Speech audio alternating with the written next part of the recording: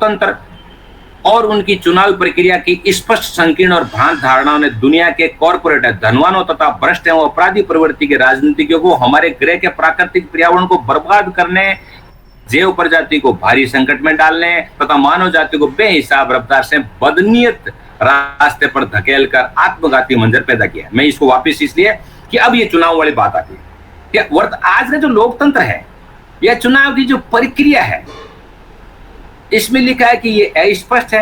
अस्पष्ट इस बात में कि लोगों को भ्रम है कि चुनाव से हम कुछ कर सकते हैं। संकीर्ण है, ये धनवानों के और भ्रष्ट लोगों के बहुत सारे आंकड़े अब आगे आएंगे कि लोकसभा में कैसे कैसे लोग पहुंच जाते हैं, विधानसभा में कैसे लोग पहुंच जाते हैं। तो इन्होंने पूरे हमारे ग्रह के प्राकृतिक पर्यावरण को बर्बाद करने में ये है अगुआ। बहुत सारे कहते हैं सब पूरी मानव जाति जिम्मेदार है। नहीं, मानव जाति नहीं जिम्मेदार है। जो आज के वाहक हैं, जिस एजेंडे को चलाने वाले हैं, वो इसके जिम्मेदार है। वर्तमान डेमोक्रेसी, इसकी प्रकृति, मानदंड और व्यवहार। आज की डेमोक्रेसी को पहले अपन थोड़ा समझते हैं। और डेमोक्रेसी की यदि परिभाषा में हम जाएं तो उसमें डेमोक्रेसी की डेमो यानी लोग होता है और क्रेसी मतलब शासन होता है।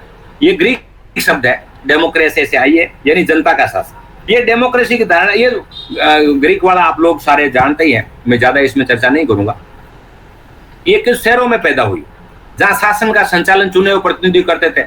अब वहां पे जो प्रतिनिधि इदारे थे, वहां पे ये संभव था क्योंकि शहरी राज्य की जनसंख्या ही बहुत थोड़ी थी। वहां पे महिला और दासों को तो अधिकार ही नहीं था वोट देने का। तो वोट कौन देते थे? सिर्फ दास मालिक वोट देते थे, और दास मालिक आपस में, उनको सबको पावर थी वोट देने की।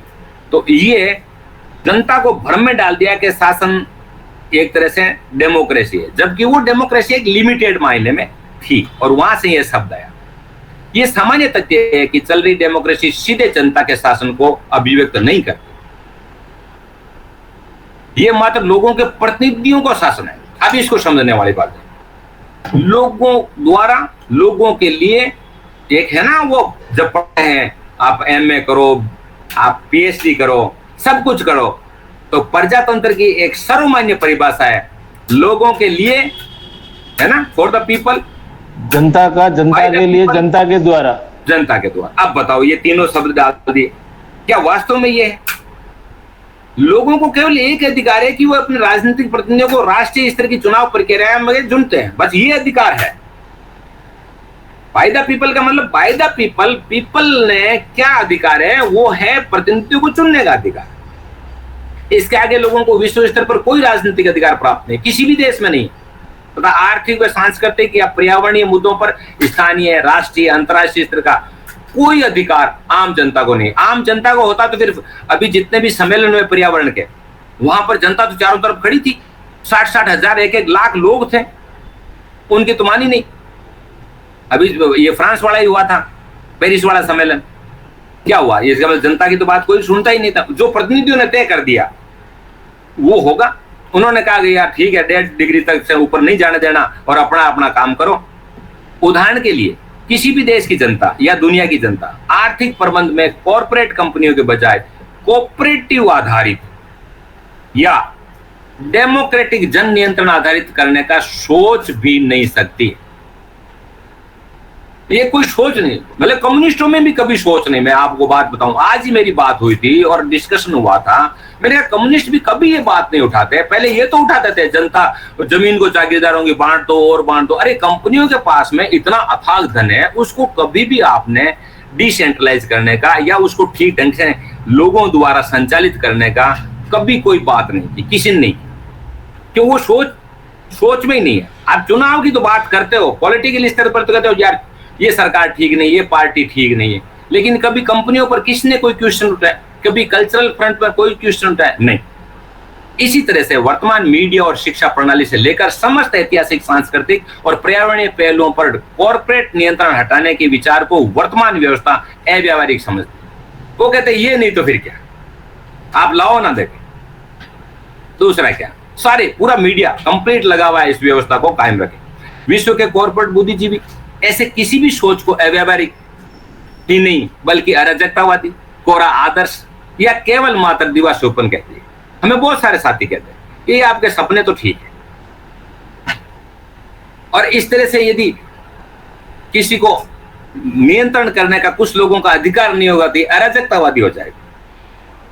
ये कोई आदर्श है, ऐसा कभी हो नहीं सकता। ये कौन कह रहे हैं?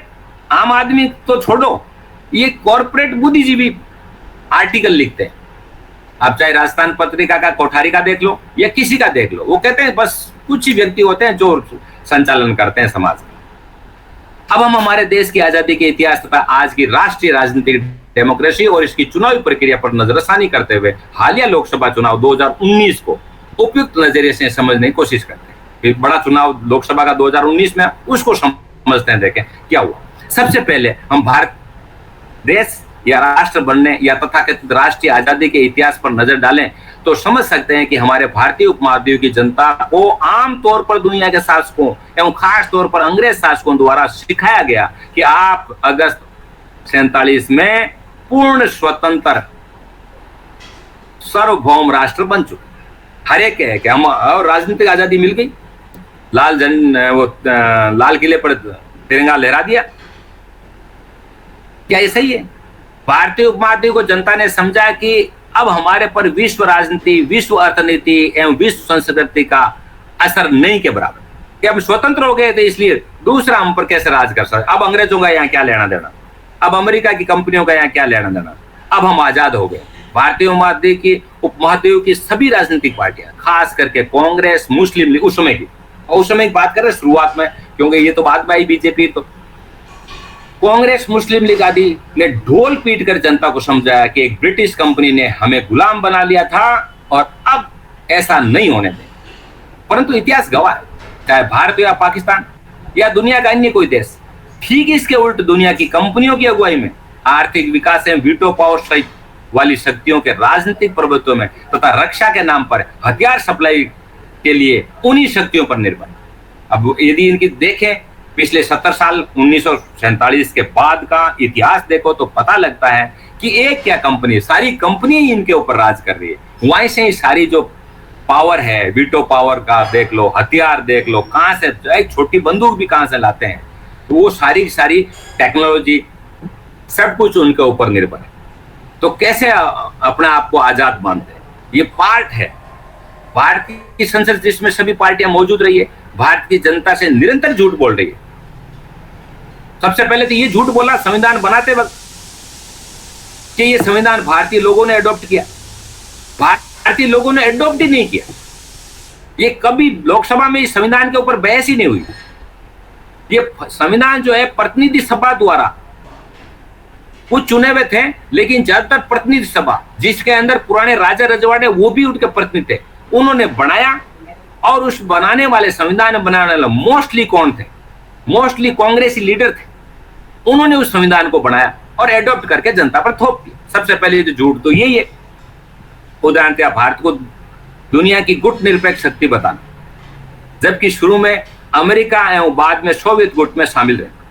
हकीकत तो ये रही है, आप इतिहास देख लो। इसी तरह डंकल ड्राफ्ट पर हस्ताक्षर करने को भारत की संसद में आर्थिक गुलामी का प्रतीक बताना। आप संसद का देखो, सत्र हुआ और सारी पार्टियां वहां पर बहुत सारे बोले कि भाई डंकल प्रस्ताव ठीक नहीं। डंकल प्रस्ताव ही तो डब्ल्यूटीओ बना। जब डब्ल्यूटीओ बना तो उसका कभी किसी जनता ने के सामने जिक्र नहीं किया, किसी पार्टी ने नहीं किया कि डब्ल्यूटीओ पे उसी समय से सन 92 में नई आर्थिक नीति जब के तहत विश्व के तथाकथित उदारीकरण या वैश्वीकरण में शामिल करने वाली कांग्रेस सरकार ने कभी नहीं कहा कि अब हम आजादी के बजाय अंतर्निर्भर विश्व व्यवस्था में शामिल हो रहे हैं। कभी नहीं कहा। डब्ल्यूटीओ क्या है? ये साफ है ना कि अंतर्निर्भर राष्ट्र है। वर्तमान भारतीय जनता पार्टी एवं उसके समर्थक संगठनों ने हमेशा स्वदेशी का प्रचार किया और उसी को सच्चा राष्ट्रवाद बताया। परंतु जब भी वे शासन में आए, उन्होंने विकास के नाम पर सभी विदेशी कंपनियों के जरिए द्वार खोल दिए। उन्हीं से मेक इन इंडिया करवाने लगे। चाहे गांधी का स्वराज हो और चाहे दीनदयाल का कौन सा वो राष्ट्र है, एक तो राष्ट्रवाद, क्या एकात्मक राष्ट्रवाद, एकात्म राष्ट्रवाद, चाहे वो एकात्मक मानवतावाद। अच्छा एकात्मक मानवतावाद, कोई भी नाम उसका कुछ भी दे, बीजेपी ने ये लाया कि भी हमारा हम अंतर्निर्भर है, हम अपने आप में, जिसको नारा भी दिया इन्होंने स्वावलंबन का, सब जगह हुआ क्या, मेक इन इंडिया, सारी कंपनियों को इनवाइट कर दिया, जा रहे हैं बार बार, हर जगह हर देश में जाते हैं और कंपनियों के साथ मीटिंग करते हैं, कंपनियों के सीईओ के साथ मीटिंग करते हैं। भारत की किसी राजनीतिक पार्टी, पत्रकार या बुद्धिजीवी ने पलट कर सवाल नहीं पूछा कि यार भैया उस स्वदेशी नारे का क्या हुआ जो तुम रट रहे थे, जो नागपुर हेडक्वार्टर आरएसएस समाचार रट रही थी, बीजेपी रट रही थी, तुम्हारा हुआ क्या उस नारे का, स्वदेशी नारे का, वो नारा गया कहां? लगता है कि दुनिया के विकसित देशों के कॉर्पोरेट बुद्धिजीवी, राजनीति के इतिहासकार दुनिया की जनता के सामने जितना झूठ परोसते हैं उसका दुगुना करके अल्प विकसित देशों के महानुभाव झूठ उड़ेलते हैं।